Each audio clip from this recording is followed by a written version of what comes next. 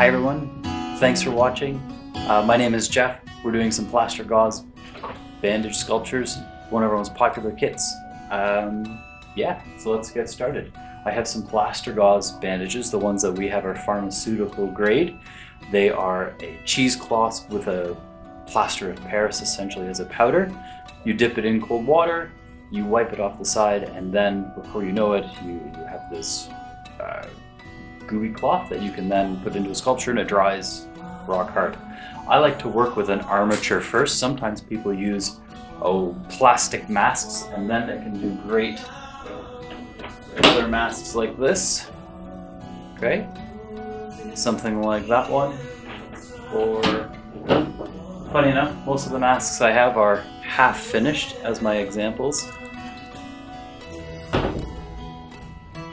Alright, today I'm going to do a whale, I think.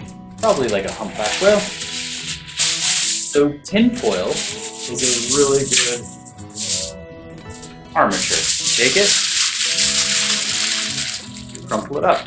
It doesn't look like much so far, but you can take it and shape it and continually add more.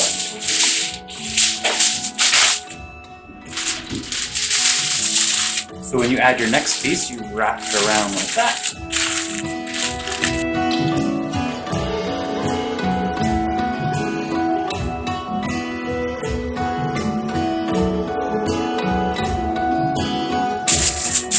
So you don't want to crunch it up too far into a ball. You want a little bit of area to work with for compacting. If you don't like the piece or the shape that you've got, you can always reopen it.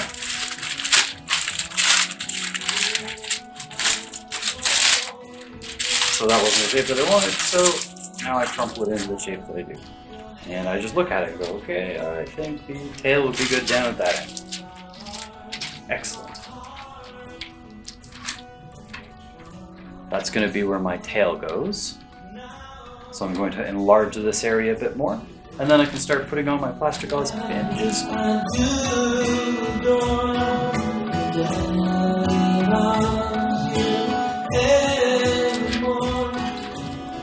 That's okay. Don't worry, trying to wrap that. So I just take a little piece. Too. Don't worry, the bandages will help hold everything together, and you can use your bandages to refine a lot more of your sculpture. So I've got one more piece to put on with the head, and that will connect those parts together. So I try and squish the majority of that up to the top. Here, I can always rip the tinfoil. You pretty well do anything you need to do to make sure it's the right shape.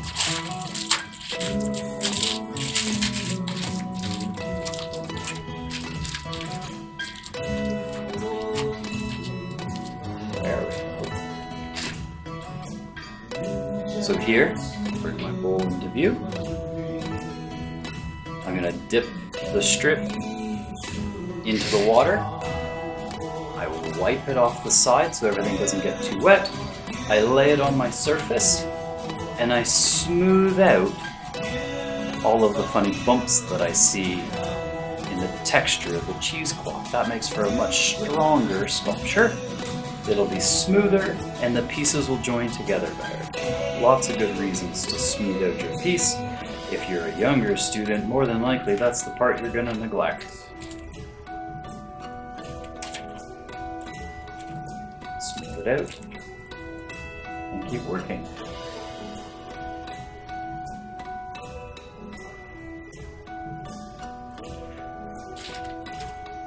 So we can rely upon paint to be part of our sculpture as well. These plaster bandages can be painted with anything, so even watercolor will work on these. Whatever you've got at home pretty well. Food coloring would work. Not as well as paint, but it would work. Again, I dip it into the water, I wipe it off the side, I wrap it into the shape that I want, and smooth it out. There is a slight shrinkage to the plaster bandages, but after 2 or 3 coats of plaster bandages, that won't matter much. The tin foil has a little bit of flex or give, so when it does shrink, it doesn't affect your sculpture a whole lot.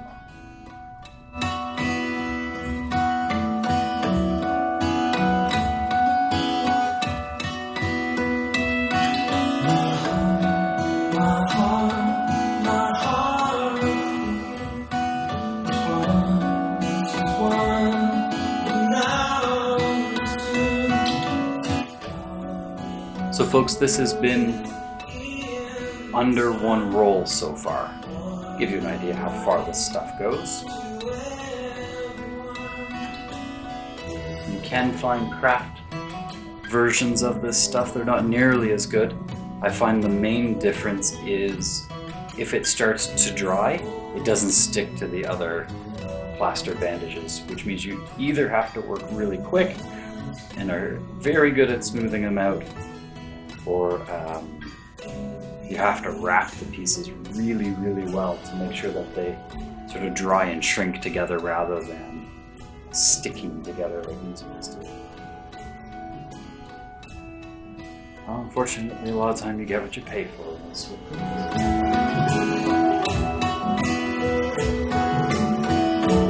things. So my sculpture of the whale is pretty well, the base is finished.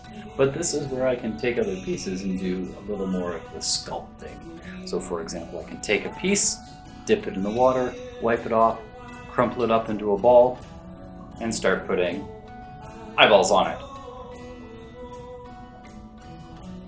Off to the side.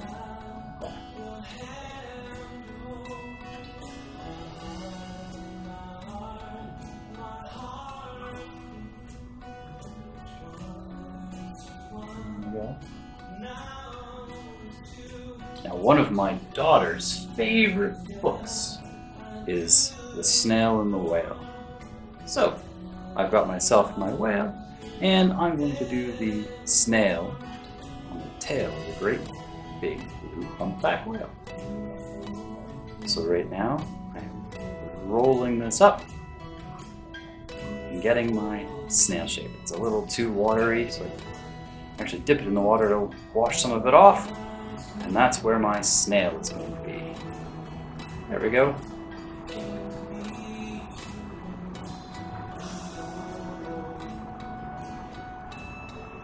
I could give it a smile, I can give it other quick textures, but for our 5-minute video, this is sort of as far as I wanted to take this particular one.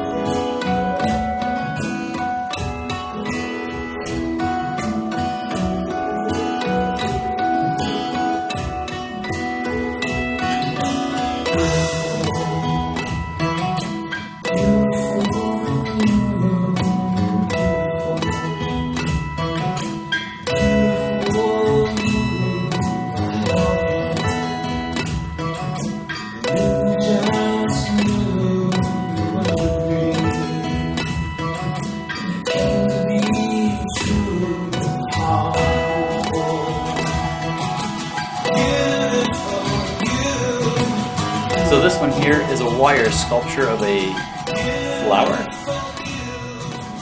So the pieces, I've left the back unpainted so you can see how it was sort of done. I created a little wire frame and then wrapped the petals around it. This is actually sort of one giant piece of wire that I kind of folded over and twisted until I came up with a bunch of the petals. With just raw plastic bags, we've done some fantastic jellyfish. All right, the jellyfish ones with glow-in-the-dark paint and sort of iridescent paints look awesome. So some other great materials to add to this sort of activity is to put things like packaging peanuts. We use tin foil in our example. You could also use foam. Other things that you could incorporate are things like cotton balls, paper, like paper mache. Balloons, you could do the standard sort of balloon paper mache, but instead of paper mache, plaster gauze. So you would apply some strips to your balloon. So after you have your balloon, you can take pieces and stick them on, like foam to make a nose, and then you put more bandages on top of it. You could extra cutouts, some lips, and that way you're not wasting the plaster gauze material. That way you're making sure you've got the most out of your material and using other sort of random recycled junk, I guess, if you want, to put into the armature of your sculpture. We use tin foil on ours, but you can use anything you want. I hope that's some great tips for you. Again, like, subscribe, share if you like this kind of video. Put something in the comments, something else you want to see. All right, thanks very much. Have a great day.